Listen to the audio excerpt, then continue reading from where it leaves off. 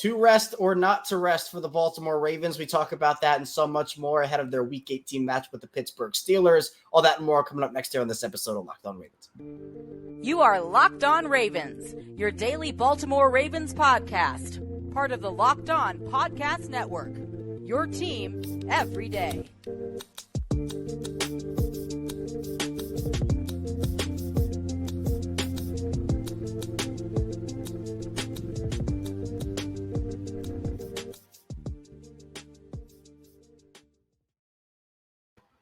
Welcome into another edition of Locked On Ravens. We're your daily Baltimore Ravens podcast, and I'm your host, Kevin Ostreicher of Ravens Wire, here with you on the Locked On Podcast Network, your team every day. Thank you so much for being here and making Locked On Ravens your first listen each and every day. We're free and available on all podcasting platforms. That's in video form on YouTube, audio form wherever you get your podcasts. Be sure to subscribe, follow along. It's the same show, both audio and video. Today's episode of Locked On Ravens is brought to you by Gametime. Down the Gametime app, create an account. Use code Locked On for $20 off your first purchase. Exciting time in Baltimore right now. This Ravens team locks up the number one seed. And for me, I think that this is a perfect opportunity to bring back Reeta Hubbard from 105.7 The Fan, also Winning Drive podcast. Reeta, I'm excited to have you back on the show. And again, this Baltimore team, they've had all these tests in front of them. But as I've said, we've found out the test is actually the Ravens. Absolutely. I mean, look, and thanks for having me back on. I love having, I love you having me on your podcast. But this is just a great time right now. I mean, who would have thought, with everything that the Ravens have been through in terms of knowing what the schedule was going to be like, knowing the opponents and all of these things, the injuries that they dealt with from the beginning to now. For them to be where they are now is just something short of remarkable. And credit to the players and the coaching staff for having them playing at such a high level at this point. Yeah, it takes a lot of different things to go right for a team to be playing like this. And then you're right, it's not just the players, it's the coaching staff, the roster construction. But I do think, Reeta, now we're in a similar situation to where this Ravens team was back in 2019, which we'll get a little more in depth in the second part of the show. But that year, they had locked up the one seed in Week 17. They beat Cleveland. Well, I guess it was Week 16 back then, and then Week 17. Yeah. But they played Pittsburgh, and they decided to rest everybody they could. Now, you could only have those 6 inactives, but people dressed, didn't play. It's the same situation this time around. Baltimore has nothing to play for, and we now actually found out on Tuesday that Brad Allen, the very controversial referee, is going to be the officiating crew for this game. So I'm very happy it means nothing for the Ravens at this point. Right. Steelers fans, maybe not so much. But it's a different situation now because obviously when you're talking about the Ravens, rest versus rust is a real conversation. I mean, we saw it back in 2019. But if you rest guys, you might have the rust factor. If you don't rest guys, you have an injury risk. So the big question now, Reeta, is what would you do if you're John Harbaugh, you're looking at your guys? The Ravens have gotten banged up in recent weeks. Now, not necessarily, it's not season-ending injury after season-ending injury, but you have a guy who might be out for a couple weeks here and a few weeks there. Are you resting as many guys as you can, or are you treating this more like a preseason game and getting guys out maybe after a quarter or half? Or are you going all the way through? This is a really good question, and that Harbaugh really has to make a decision. I think I'm leaning more towards letting guys rest, and I think a lot of that has to do with the weather this weekend. It appears that it's not going to be the best of weather. It's going to be rain. It might change to snow. We don't know yet what that's going to be, but that's going to play a factor into Saturday's game because it's a Saturday game. So there's that's a part of it, I think. You want to make sure that your guys are ready. And I do understand the rust. I was the person that had the unpopular opinion that I am not going to lie. I have since changed my mind and said that the number one seed is clearly something that they need to rest their guys. But I'm a person that does think that momentum is a big thing and that you don't want to have rust. And so not to say that I didn't want the Ravens to have the one seed, but I wasn't going to be mad if they didn't get the one seed. That was where I stood with that, because I felt like if they were playing at a high level and if they were going to go down the stretch and beat, the opponents that they needed to beat, then you want to take that type of energy into the playoffs, right? But then when you start to see injuries like Kyle Hamilton, Marlon Humphrey re-injured his calf, Zeitler didn't play on Sunday. When you start looking at those situations, you do wonder, like, is it worth it? And now that's a question that you have to ask now that you've locked in the number one seed. Is it worth it? And the answer to me is no, it's not worth it. Do you want to play some guys? I think that some guys could probably benefit from playing a series or two, like a preseason game. One of those guys is not Lamar Jackson, no. And that's where I stand with that. People are like, oh, well, you don't want Lamar to get rusty. Well, Lamar to me is so locked in right now that I don't fear that for him.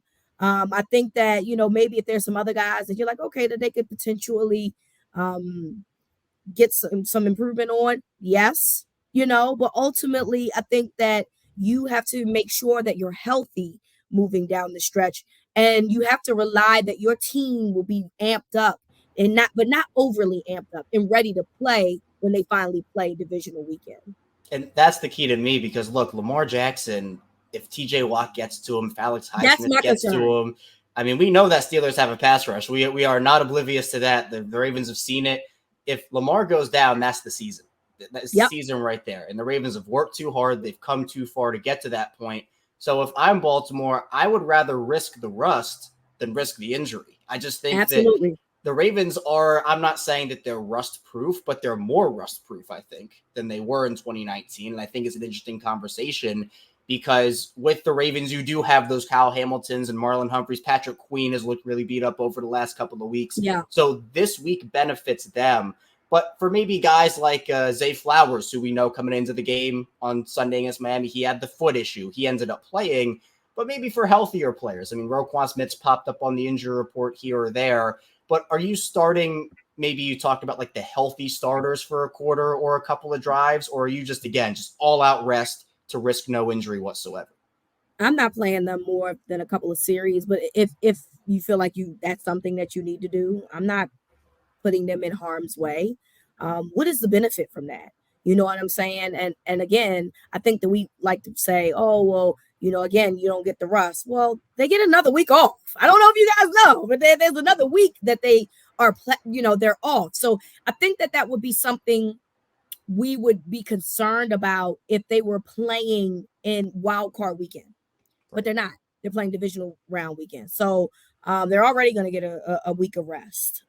So I don't know what 2 weeks of rest would necessarily look like. I believe when they played the Rams and then the game before then, the game after that, they only had 2 games in 23 days because it was around the bye week. Remember, right? That was around the bye week. So they already have had extensive time where they didn't play football. Now you would probably say, oh, when they came out of the bye and played the Rams, maybe they were a little rusty. I don't think so. I think that the Rams were a formidable opponent who was on a 3-game win streak, and we're not giving them enough credit. I don't think that was rust. I think that the Rams were prepared to play that football game, but we know what happened. They won that football game. So you have to trust that this team will continue to be prepared for the playoffs. They're not 2019. This is a team that is, a nice mixture of veteran leadership as well as young players that are rising. And I think that that's going to be the difference between what happened then versus what happened now. Right. And they had the Thursday night game against the Bengals. And then I think that Chargers game was that was Monday night, if I'm not mistaken. That was Sunday night. Sunday night. Right. And then they had the bye after it. Right, exactly. So when you look at the time that they had, there's a lot of time that went in between from the Bengals game all the way up to the Rams game that they just didn't play. And so my thing is that they know this, they know what's at stake, right? And I trust that John Harbaugh and the decision that he makes is going to be the best decision for this football team. And I think for the most part, particularly the guys that are dealing with injuries, you got to let them sit. You got to let Lamar sit. And then everything else we can figure out from here and there who decides to play or not. Right. And I think having the bye week is really important. Again, I agree with you where they didn't need to have the bye, but it's super beneficial. I mean, the stats back it up. The rest backs it up. I know the Ravens have not had some fun divisional memories in M&T Bank Stadium. You want to talk about 2019, 2006, whatever it is, but they have a chance to buck that trend this year. And I think this team, can potentially do it. But coming up in the second part of the show, we'll be talking a bit about more about that 2019 team and looking at the similarities and differences and if we should marry those two together or divorce them altogether. So be sure to stay tuned. We have lots to talk about here on Locked On Ravens. First, this show is sponsored by Gametime, and I've had a ton of frustrating ticket buying experiences in my life. Sometimes I wasn't sure if the seats were good. Sometimes I couldn't find last-minute tickets. Other times there were just no good deals at all. But you shouldn't have to worry about that when you're buying tickets to your next big event, because Gametime is the fast and easy way to buy tickets for all the sports, music, comedy, and theater events near you. With careful last-minute deals, all-in prices, views from your seat, and their best price guarantee. Gametime takes the guesswork out of buying tickets.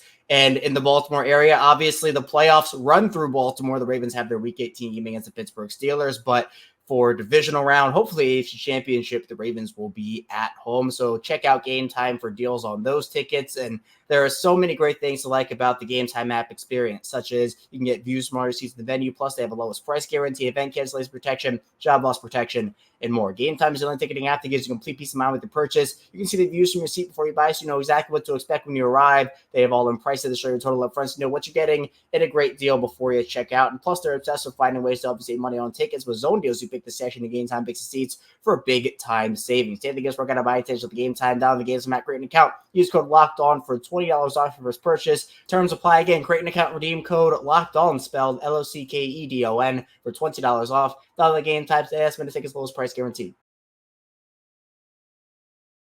We're back, our second segment of Locked On Ravens with Reeta Hubbard. I am Kevin Oestreicher. And Reeta, the 2019 team, I think, has everybody in a little bit of a chokehold right now when you're talking about the bye week and what happened. And look, the reason we don't talk about that 2019 team the way that we should is because of what happened in the playoffs. And I think people are very wary of having it happen again in 2023. But I think that these are two different teams, two different circumstances. And when you're thinking about, oh, should we compare the histories or should we keep them separate? I keep them separate because that Ravens team, the argument, and there are a couple, but the first one I'll bring out is that they weren't necessarily as battle tested that year as I think they are this year. The Ravens were blowing everybody out of the water in 2019, 50-10 and 45-7. They had a couple of close games. I mean, they won that Pittsburgh game in Week 5 in overtime, the San Francisco game and the Buffalo game. Those were all close. But we knew the gauntlet they had coming out of the bye this year. They passed every test with flying colors. This was essentially a playoff schedule for them coming out of the bye, and they have done it really, really well. Plus, they've had to deal with a couple of injuries. Now, Mark Andrews, we don't know if he'll come back or not, but losing J.K., losing Keaton Mitchell. That Ravens team in 2019 was pretty healthy. They lost Tavon Young. They lost Pernell McPhee. But other than that, obviously the playoffs, Mark Ingram wasn't fully healthy and Mark Andrews in that. But I do think that this team in 2023 is more battle tested and honestly more prepared than that 2019 team was, regardless of how good that 2019 offense and honestly the defense was. Yeah, I mean, I'm ready to divorce these two teams. There's a couple of things that are, parallel. They are the Baltimore Ravens, and John Harbaugh was the head coach. Lamar Jackson was the quarterback. And that's literally, to me, the similarities that you got from then to now. This team is completely different, and how they're structured is completely different. How they play football is completely different. Back then, you had Greg Roman and you had Wink Martindale, and who, look, their time here in Baltimore was very serviceable, but they also had a lot of question marks in terms of what it is that they were doing back in those times as well. Yes, even at 14-2. The 2019 team in that playoff game, if you remember, they had at least 7 drops in that game. So it kind of changed the trajectory of how that went. Mark Andrews, only his second year when he played, and he, started with the drop that turned to the interception that just really they never gained back from that.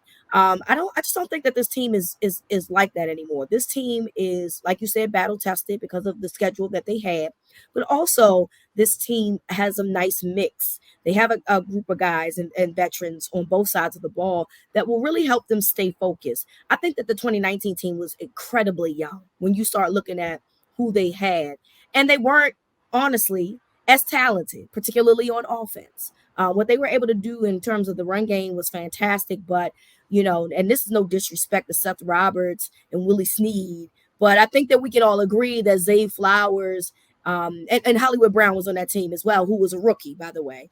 But I think we can all agree that Zay Flowers being the rookie, but alongside with, Rashad Bateman, Odell Beckham Jr., and even Nelson Aguilar is a complete different roster and a better roster than what they saw in 2019. So I'm ready to divorce that part of it and add to the fact that, Lamar is just completely locked in. Then you look at the defensive side of the ball. Well, this team has a possibility to make history in terms of what they're able to do defensively. And then you bring in guys like Jadeveon Clowney, Kyle Van Noy to help with the sack situation. And it's just been a beautiful relationship between what they're able to do and Mike McDonald, the defensive coordinator. So I just don't consider those teams to be the same at all. Long gone are the zero cover blitzes and,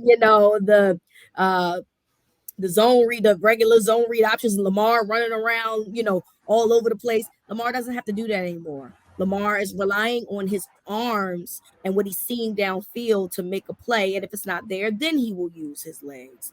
The defense is just much more structured and better when you add Roquan Smith and now Patrick Queen with the likes of Kyle Hamilton in addition to, what they've already done. So I just definitely think that this team is much more poised to win in the playoffs opposed to that very, very young 2019 team. And also too, Kevin, real quick, when you look at guys like Marcus Peters, which we love Marcus Peters while he was here, right?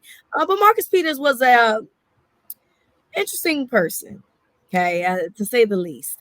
And then you had Earl Thomas, another interesting person. You don't have those dynamic personalities. It feels like all the personalities here mesh very, very well. And I think that that's very important when you're on a mission to go for a championship. Everybody just blends very well. And this is not to say that there's not dynamic personalities on that team, but who they have meshes very, very well now as opposed to what they were doing in 2019. Yeah, and I agree with that because, to Marcus Peters' credit, his time worked out much better than Earl Thomas's. But, sure. You see the blow up at John Harbaugh and kind of that argument. They don't have that this year. And Marcus Peters is a passionate player. I'm not trying to take that away from him. Yep. But again, the Ravens have brought in these players with, I guess, I don't want to call them character questions. Like, Steve Smith, for example, was like, oh, is he going to fit in, diva, quote unquote. He fit in awesome. He was there and he was great for them. Marcus Peters, everybody was talking about, oh, he has all these problems and every locker room hates him. Well, he loved the Ravens and the Ravens loved him despite that personality. They bring in Odell. There were a bunch of questions about, oh, well, what's he going to be? And he has been, I think, the veteran leader, especially in that wide receiver room. Even Jadeveon Clowney had those questions about him. Yep. Is he a me guy or is he about the team? He's been awesome. So the Ravens have had a history. And I think that some of those character questions in the first place were unfair, but at the same time, it's really worked out and really meshed well. But also that 2019 team, that was the first year, and it really just developed over the course of the season where they had the target on their back. Coming into that season, Lamar, after his rookie year, the 6-1 run to get to the playoffs, disappointment in the wild card against the Chargers. The question was, well, how big of a leap is Lamar going to take? Was it a one-hit wonder? Again, narratives that were unfair in the first place. But as the year developed, the Ravens blow out Miami in week 1, and then the target gets bigger and bigger and bigger and bigger and bigger. And then all of a sudden Tennessee comes in, and maybe the Ravens were looking ahead to the AFC Championship game because they thought they already had the game won, and Tennessee kicked them in the mouth in their home stadium. The Ravens, I don't think, are going to make that mistake this time around because Ronnie Stanley talked about it. He said he always remembers and he will always remember it. I'm sure Lamar Jackson has that seared into his brain. I mean, John Harbaugh, you talked about. I just don't think the Ravens are going to allow it to happen again. I'm not saying I'm guaranteeing them to win the Super Bowl, but I just don't think they're going to go out as sad, for a bit, or lack of a better term. They're not going to go out as sad as they did in 2019 because I just don't think they're going to allow it. I completely agree, 110%. There's guys on this team that were there that know what that feeling is like. Marlon Humphrey, like you said, Ronnie Stanley, Lamar. There's guys that know what that was like, and they, I'm sure, don't want to experience that again. So I just definitely think that this time is completely different. There's a lot of Super Bowl experience on this team. When you look at Kyle Van Noy, we know he won a Super Bowl. Odell Beckham Jr. just won one a couple of years ago. So there's guys that have been there and done that and can kind of give their experiences. My favorite thing was against San Francisco, when you hear Kyle Van Noy is like, you got to take this moment in because they don't come easy, but you got to turn the page. And it's very important. It's okay to celebrate. It's absolutely okay to be like, hey, we kicked somebody's butt. But that is one game. There's other ones that have to be played. And it feels good to have someone keep things in perspective for the team. And I think that they have that with a nice mixture of guys. So shout out to Eric DaCosta, man, for putting this group together. He's done a really good job of doing that. Yeah, I'm excited to see them in the playoffs because I think the whole narrative and conversation now is, well, okay, they're an awesome regular season team, but they shrink when it's the playoffs. And we know the stats. The Ravens have not been back to the AFC Championship since they won the Super Bowl back in 2012, 2013. Yep. There's been a lack of home playoff games, and I think that people are ready to change that. And they're on their way. The playoffs run through Baltimore. We're going to see, though, how it pans out for them. Coming up, though, in the final part of the show, we'll talk about Lamar Jackson a little bit more and maybe a sneak preview of his legacy in that final part. Stay tuned. A lot to get to on the show. First, this episode is brought to you by FanDuel. The NFL regular season is wrapping up, but there's still time to get in on the action with FanDuel, America's #1 sportsbook. Right under customers get $150 in bonus bets guaranteed when you place a $5 bet. That's $150 in bonus bets, win or lose. The app is so easy to use, and there are so many different ways to bet, like live same-game parlays. You can find bets in the new Explore tab. You can make a parlay in the Parlay Hub, the best way to find popular parlays, and there's so much more. So that Ravens and Dolphins game, again, if you pick the Ravens, you probably won big money over on FanDuel. Week 18 against the Steelers for Baltimore.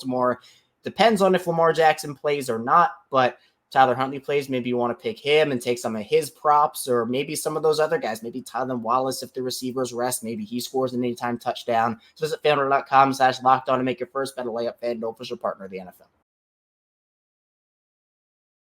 We are back, Locked On Ravens. Kevin Ostreicher, Reeta Hubbard talking with you on this Wednesday. Reeta, Lamar Jackson's been the topic of the conversation for really since high school. He's no stranger to it. The narrative probably before that. Remember the Vine video? We didn't know that was Lamar until like much later. I think he was in middle school when that happened. So Lamar's been a sensation for a very long time. Yeah, he's been the center of attention. He is no stranger to being that. But obviously it's gotten more and more magnified as he's moved up and up the ranks, and he is well on his way. In fact, I was ready to give him the second MVP. Some people need him more convincing than others. Cough, cough, Richard Sherman. But I do think that at this point, there are a very limited amount of people out there that don't believe Lamar, at least as the front runner, if they're not ready to give it to him already. But I think that the success from the Ravens and from Lamar, it's kind of brought out some stubbornness in some people, brought out some ugly sides in some people. Not that it hasn't before, but I just feel like with all the success Lamar has had, and especially at the quarterback position, he gets marked down for running the football, for having that as a part of his game.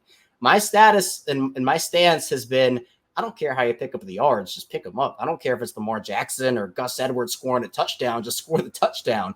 And that equates to the team's success. That's why Lamar can have 171 passing yards and still be the best player on the field, because his team is winning by 30 and the eye test says it. So Reeta, where is the Lamar Jackson hate going to end? Because for me, I think there are always going to be narratives. There's always going to be stuff made up, and it's not fair to him. But the good thing about Lamar is he does not care, and he just keeps crushing it one-on-one.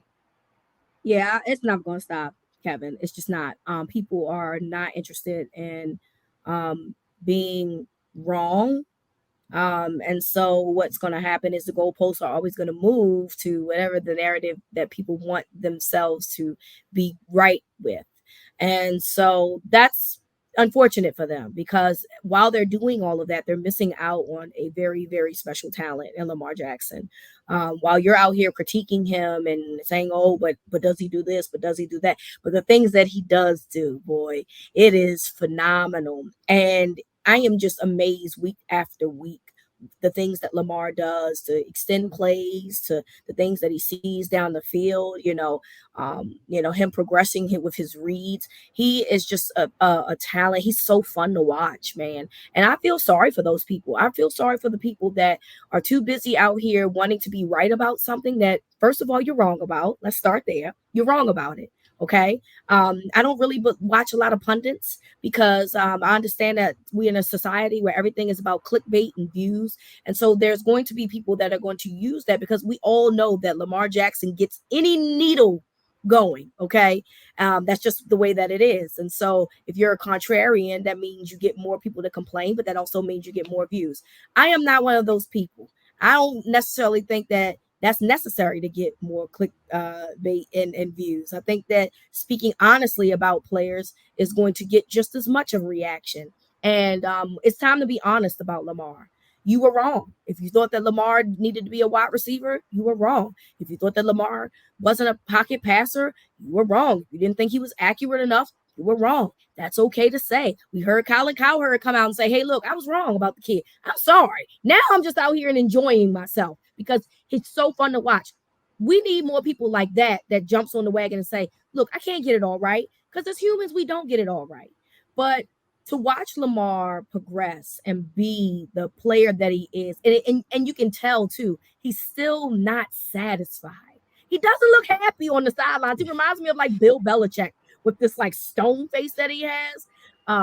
And you know, that says a lot about where his psyche is and where his mind is when he's focusing on what's at stake. And I'm just really loving to watch the evolution of Lamar Jackson. And I just hope that one day, you know, people will stop trying to get clickbait and views and get cute and end up having to delete them later because now it's too much, and enjoy what Lamar is bringing to the table, because it is extremely, extremely fun.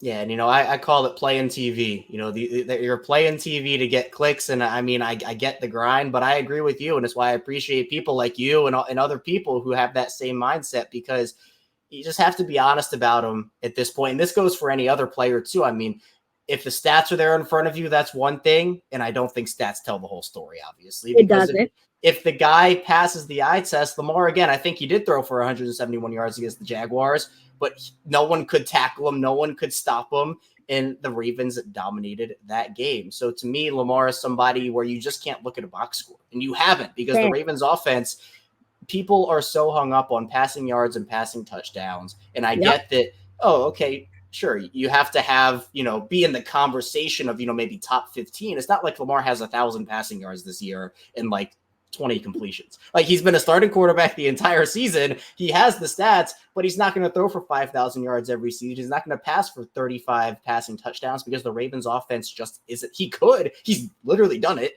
But I just, you know, to me, I feel like you don't have to like Lamar or like how he plays the game. Again, I don't know why you wouldn't. It's really fun to watch, and he's an awesome person.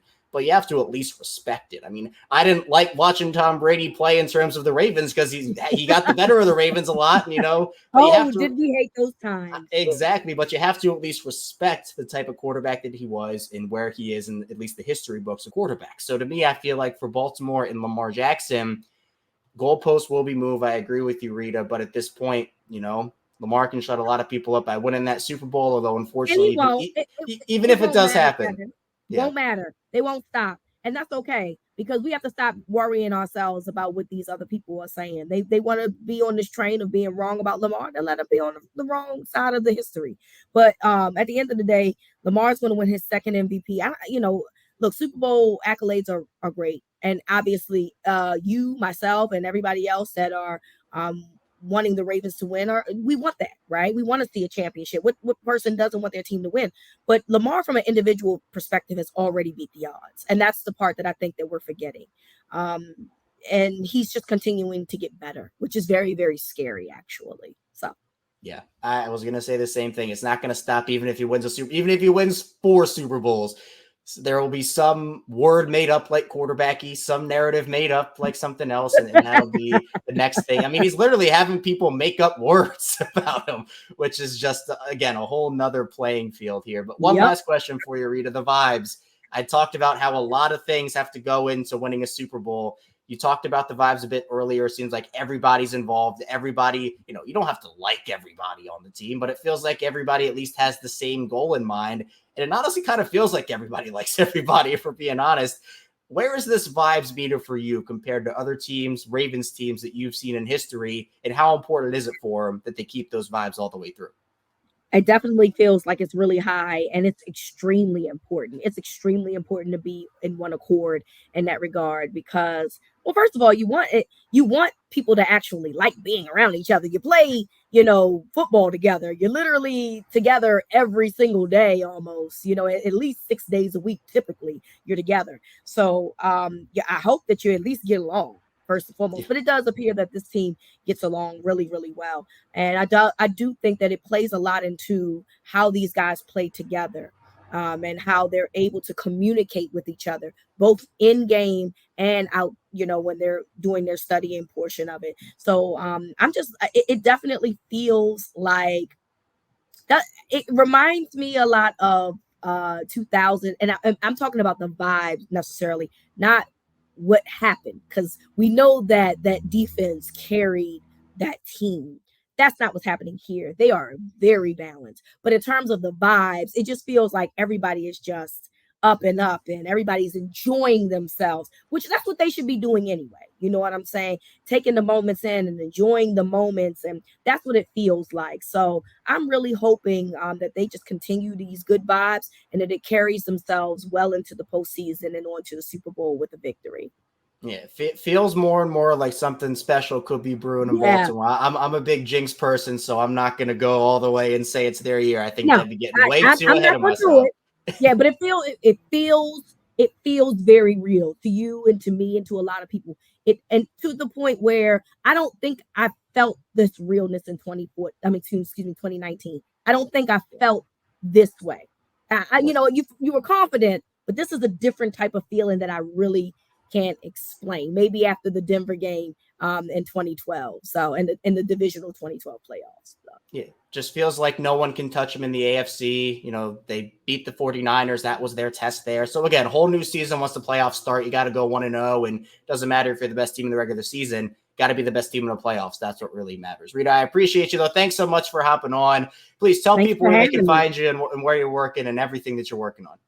So thank you for having me. I love coming on here, and we got to talk again. Hopefully, after they win something. I'm not gonna say it. No jinxing. I don't want to jinx it. But if they win big, bring me back on. If they don't win big, we're not speaking that into existence. So bring me back on either way, though. Yes.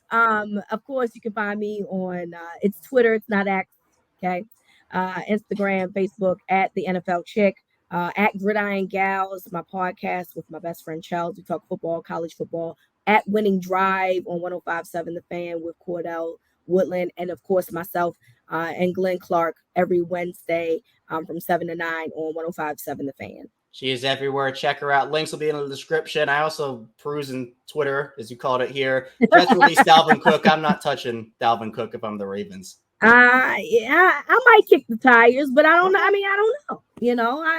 But what are you gonna do with Melvin Gordon, who you just paid a couple $1 million to? I guess if one guy goes down, of course, then it would be a different conversation. So maybe a plan for something just in case. Obviously, you don't want it to happen, but we'll see.